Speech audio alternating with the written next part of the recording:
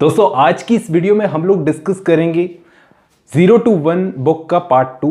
इसमें बताया है मार्केट में टाइम टाइम पर चेंजेस आते रहे हैं, छोटे बड़े चेंजेस आते हैं, लेकिन कुछ चेंजेस ऐसे होते हैं जो भुलाए नहीं भूलते। उनमें से एक चेंज था 1990s का इंटरनेट जो बूम था, इंटरनेट बूम .com का टाइम। उस टाइम पर इंटरनेट बेस्ड इकोनॉमी आ चुकी थी और ऐसा बूम हुआ कि लोगों को, इन्वेस्टर्स को बहुत झटका लगा, क्योंकि इन्वेस्टर्स उस टाइम पर अंधे होकर के कंपनियों में पैसा लगा रहे थे। उनको ऐसे लगा ब्राइट फ्यूचर नजर आ रहा था, लेकिन उसके बाद में मार्केट जैसे ही क्रैश हुआ तो उनका सारा पैसा डूब गया। तो वो एक दर्द की तरह है, आगे सब कुछ समझ में आ जाएगा। शुरू करते हैं आज की हमारी वीडियो। दोस्तों ये जो नॉलेज होती है, नॉलेज, इसकी कोई बाउंड्रीज नहीं होती। जितना ज्यादा सोचोगे उतना ज्यादा मिलेगी।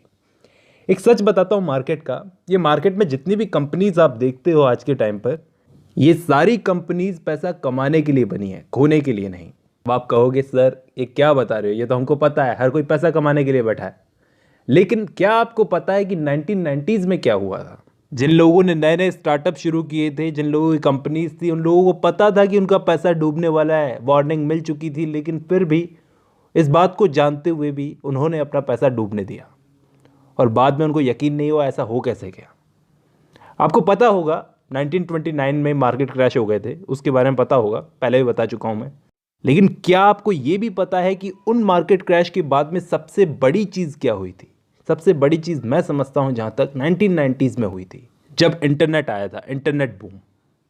ये एक बहुत बड़ी चीज़ थी जिसने हमारे सारे भ्रम तोड़ दिए।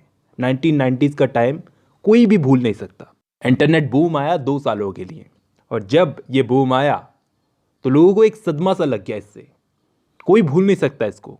दरअसल मैं आपको बताऊं क्या हुआ था। ये 1990s का टाइम कुछ अलग ही था। शुरुआती सालों में 1992 से 1994 तक कुछ भी नहीं था। जॉब्स का बहाव मैक्सिको की तरफ हो चुका था, अमेरिका की हालत ख़राब थी, और अभी तक इंटरनेट भी यूज़र फ्रेंडली नहीं था, जिसकी वजह से 1992 तक इसका कोई भी कमर्शियल यूज़ नहीं किया जाता था। अब कमाल की बात ये थी, इसके ज़्यादा नहीं, कोई 9-10 साल पहले की बात है, 1985 में मैं स्टैनफोर्ड यूनिवर्सिटी गया। यहाँ पर ऑथर बोलते हैं स्टैनफोर्ड यूनिवर्सिटी गया, तो वहाँ पर जाकर पता क्या देखा? वहाँ पर इकोनॉमिक्स को बहुत ज़्यादा वैल्यू दी जा रही थी, कंप्यूटर साइंस पर तो कोई ध्यान ही नहीं दे रहा था। वहाँ ज़्यादातर लोग टेक्निकल फील्ड को बेवकूफ़ी मानते थे और इसकी बात करने वालों को गंवार तक बोल देते थे। लेकिन कुछ सालों बाद जब ये इंटरनेट आया ना, इसने सब कुछ बदल के रख दिया। कंप्यूटर साइंस को बिल्कुल बदल के रख दिया। उस टाइम पर मुझे याद है 1993 में लॉन्च हुआ था मोज़ेक ब्राउज़र, जिससे लोग इंटरनेट का यूज़ करने लगे। और बाद में इसका जब नेविगेटर रिलीज़ हुआ तो वो सिर्फ 12 महीने में इतना पॉपुलर हो गया, इतना पॉपुलर हो गया। उसके बाद फिर इस ब्राउज़र का यूज़ 20% से बढ़कर 80% तक हो गया। और सिर्फ 5 महीने में, सिर्फ 5 महीने में इसके शेयर्स की रेट $28 पर शेयर से लेकर 174 पर शेयर तक पहुंच गई। दूसरी टेक्निकल कंपनियां भी तेज़ी से बढ़ रही थी, जैसे कि याहू, अमेज़ॉन। मतलब ये कि ये इंटरनेट वाली कंपनियों की कमाई का बोलबाला हो रहा था पूरी दुनिया में, और पूरे मार्केट में पागलपन सा छा गया। अब वार्निंग भी मिली कि ये सही नहीं हो रहा है। उस वक्त टेक्नोलॉजी में लोगों का जो, इन्वेस्टर्स का जो जोश था, उसको देखते हुए अब उसी वक्त, गौर से सुनना, बहुत काम की बात बताने जा रहा हूँ, उसी वक्त दुनिया के दूसरे हिस्सों में इकोनॉमी ठीक नहीं चल रही थी, जैसे कि थाईलैंड, साउथ कोरिया, रशिया। तो उस वक्त अमेरिकन इन्वेस्टर्स बहुत डरे हुए थे कि ये क्या हो रहा है वर्ल्ड इकोनॉमी में। 1998 तक अलग अलग कोशिशें की गई चीज़ों को ठीक करने की, लेकिन इतने अच्छे तरीके से कोई भी चीज़ नहीं हो पाई। फिर जनवरी 1999 में ये यूरो भी लॉन्च किया गया। पहले तो इसकी कीमत डॉलर से ज़्यादा थी, लेकिन बाद में टाइम बढ़ता गया, 2 सालों के बाद में इसकी भी कीमत कम हो गई। मतलब अभी सारी चीज़ें फेल हो रही थी, कुछ भी काम नहीं कर रहा था। पुरानी इकोनॉमी इस ग्लोबलाइजेशन के चेंजेस को झेल नहीं सकी, फेस नहीं कर सकी जो चेंजेस आए थे। अब काम करने के लिए किसी बड़ी चीज़ की ज़रूरत थी, और बड़ी चीज़ इतनी बड़ी होनी चाहिए कि इतने बड़े स्केल पे आए चेंजेस को वो झेल सके, इतने बड़े स्केल पर काम कर सके। लेकिन क्या? तो वो थी इंटरनेट वाली इकोनॉमी। यही एक रास्ता था। फिर उस टाइम पर 1999 से लेकर 2000 तक आया, 2 सालों के लिए, 18 महीनों के लिए इंटरनेट का बूम। ये बूम आया था 18 महीनों के लिए। वैसे ये सितंबर 1998 से ही .com का सारा नाटक, सारा खेल शुरू हो गया था और पागलपन के लेवल तक पहुंच गया था। जिन लोगों को नहीं समझ में आ रहा है, सब कुछ समझ में आ जाएगा। हर जगह पैसा ही पैसा दिख रहा था। जोश की तो लोगों में कोई कमी नहीं थी। हर हफ्ते पता नहीं कितने नए स्टार्टअप शुरू हो रहे थे। एक रेस सी लग गई थी। लोगों का एक झुंड अपनी अच्छी खासी सैलरी वाली नौकरी छोड़कर स्टार्टअप में आके घुस गया, ज्वाइन कर रहे थे। एक स्टूडेंट को तो मैं जानता था जिसने उस वक्त 6 अलग अलग कंपनियां चला रखी थी।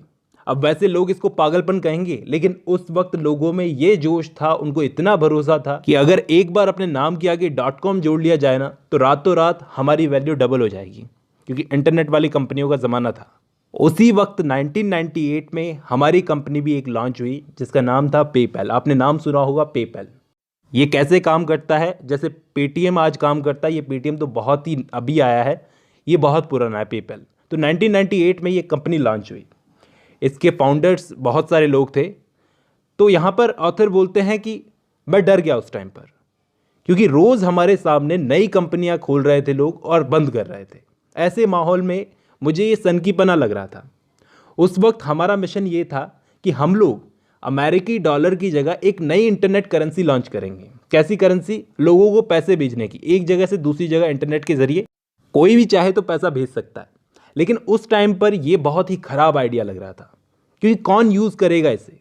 लोग इसकी जगह ईमेल्स पर ज़्यादा भरोसा करते थे। फिर हमने क्या सोचा कि अगर ईमेल पर भरोसा है तो ईमेल्स के जरिए हम पैसे भेजते हैं। तो 1999 तक हमारे ये काम ठीक ठाक चलने लगा।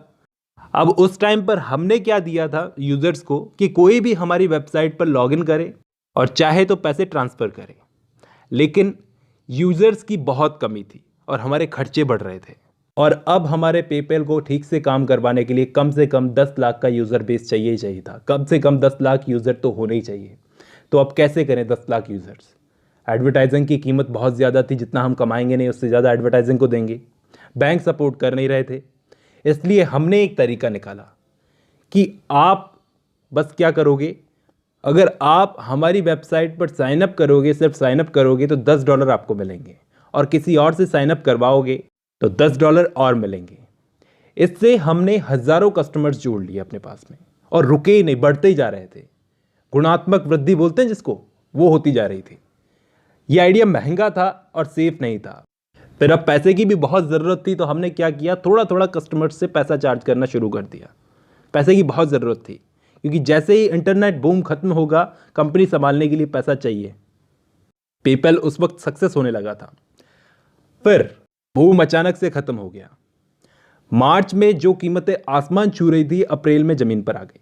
अप्रैल 2000 तक कीमतें ज़मीन पर आ गई और 2002 में तो और भी नीचे चली गई। लोगों का इतना पैसा डूबा क्योंकि किसी को नहीं पता था कि ऐसा हो जाएगा। लोगों ने एक चीज़ सीखी इससे, ये मार्केट है, इसके फ्यूचर में कुछ भी हो सकता है। ये .com का एक्सीडेंट 4 चीज़ें सिखा गया उस टाइम के लोगों को, कि ये बड़े टारगेट्स पर ज़्यादा डिपेंड नहीं रहना चाहिए। दूसरा, फ्लेक्सिबिलिटी ज़रूरी है, क्योंकि बहुत लोगों को पता ही नहीं होता कि बिजनेस हमारा करेगा क्या आगे। प्लानिंग बहुत थकाऊ काम लगती है ऐसे लोगों को।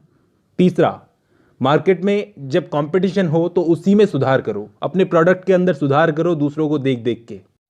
तुमको नई चीज़ लाकर अपना मार्केट क्रिएट करने की ज़रूरत नहीं है। ये तीसरा सबक सीखा। चौथा सबक था, प्रोडक्ट की क्वालिटी पर ज़्यादा फोकस करो, सेल्स पर नहीं। ज़्यादा सेल्स पर फोकस मत करो, प्रोडक्ट की क्वालिटी पर फोकस करो। और इस इंसिडेंट के बाद में ये 4 चीज़ें स्टार्टअप की दुनिया के प्रिंसिपल्स बन गई। और कहा जाता है कि अगर इन 4 प्रिंसिपल्स को जो भी इग्नोर करेगा तो वो 2000 वाले टाइम को इनवाइट करने वाला माना जाएगा। लेकिन यहाँ पर ऑथर कुछ और बताने की कोशिश कर रहे हैं कि ये जो मार्केट में कंपटीशन होता है ना, कंपटीशन ये प्रॉफिट को कम करता है। अगर हम दूसरे के प्रोडक्ट की क्वालिटी को देखकर अपने प्रोडक्ट की क्वालिटी बढ़ाने में लग जाएंगे तो प्रॉफिट हम कम कमाएंगे।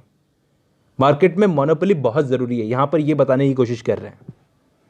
90s के टाइम को गौर से देखो तो सही, कैसे लोग 0 से 1 तक जाने पर विश्वास कर रहे थे, नई चीज़ों को इन्वेंट करने पर विश्वास कर रहे थे, उनको कोई डर नहीं था। लेकिन बहुत कम स्टार्टअप ही आगे तक पहुंच सके। ऐसा होता है, लेकिन सोचो तो सही, उस वक्त लोगों के दिमाग में क्या था, कुछ ना करने से तो कुछ करना बेहतर है।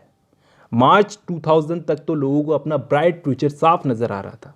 लेकिन अप्रैल 2000 में क्या हुआ, सब कुछ नीचे आ गया। लेकिन उसके बाद भी एक नई टेक्निकल चीज़ दुनिया को मिल गई ना। तो आई होप आपको आज की वीडियो अच्छी लगी होगी दोस्तों, बाकी का नेक्स्ट चैप्टर में पढ़ेंगे।